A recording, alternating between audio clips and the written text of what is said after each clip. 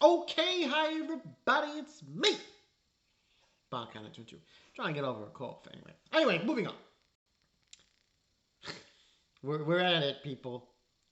The last two episodes of this season of Bleach Thousand Year Blood War.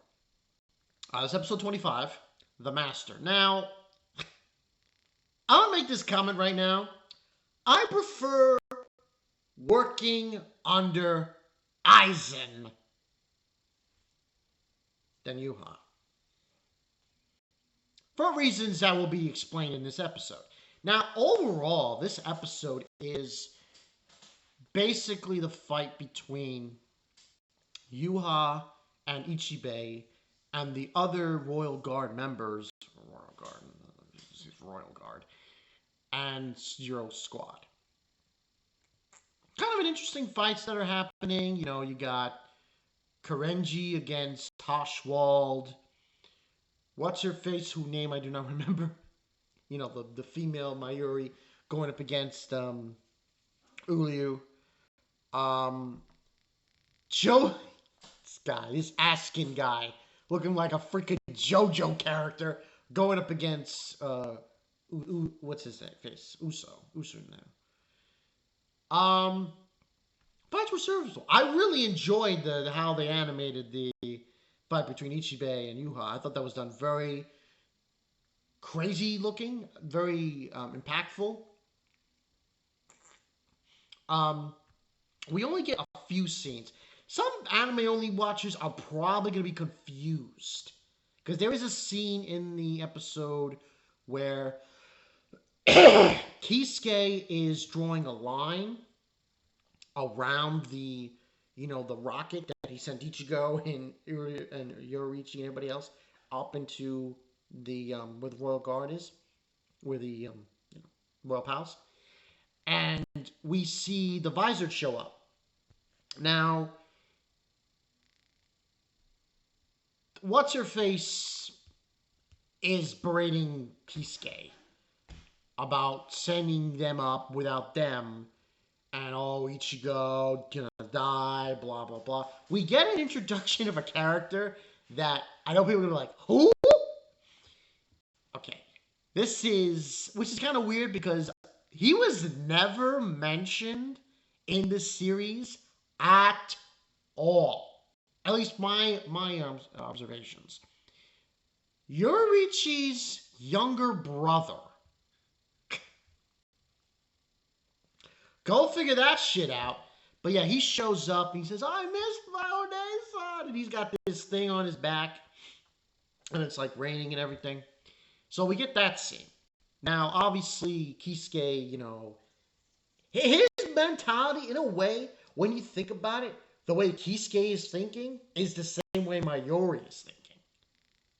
He thinks about the Seirei and the good of the Seirei. So, but that's what we get from there. Most of the episode is the fight between Ichibei and Yuha. It was great. It was fantastic. I liked the he keeps telling him don't say my name so lightly, and he's pushing him around. Yuha.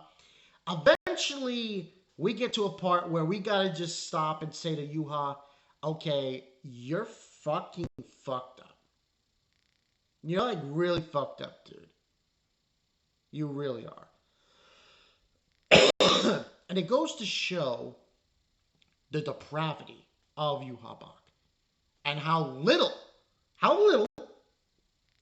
he cares for his Sterners. Now, the other scene we get also, we see Giselle's still alive. Go figure that. She won't be alive very soon, very often. What goes on after this episode? But we see her drinking the blood of Bambita. Maybe he's dead at this point. And we see Lolita. She shows up. He's talking to her about the certain circumstances and everything else. Until what basically happens is Yuha takes away their powers of all the Sterners on the ground. takes it away, and gives it to the people who deserve it. What? Listen, not even Aizen would do that shit. Like, really. I remember reading this in the manga. I was like, yo, this dude is cold. Really. And it goes to show you why, you know, when you look at what... I don't want to go to spoil territory, but basically, Uryu, you know why now he's... Anyway, he does this, and he gives the power to Hashwall, to Uryu, to Askin, and the other two. And then Yuha's like, this is what it means to have comrades. Okay, what about your comrades on the ground? They're fucking dead. Literally, they're dead. You see bones of the of everyone else. And you do get a scene with Basby's getting blasted, and he's like, he's not gonna go out like this, and he's like complaining to Yuha, to His Majesty. But check it, dude. You look like a German. It's just the way it is. The rest of the episode doesn't really have much. We get a scene with Ukitake and Kuraku. Kuraku says he's gonna go get a drink. So that's more or less what occurred. Now, I don't think we're going to get anything in the next episode, the final episode, that's anything concrete, based on what it's stating. So, anything now at this point, I'm thinking it's just going to be the fight.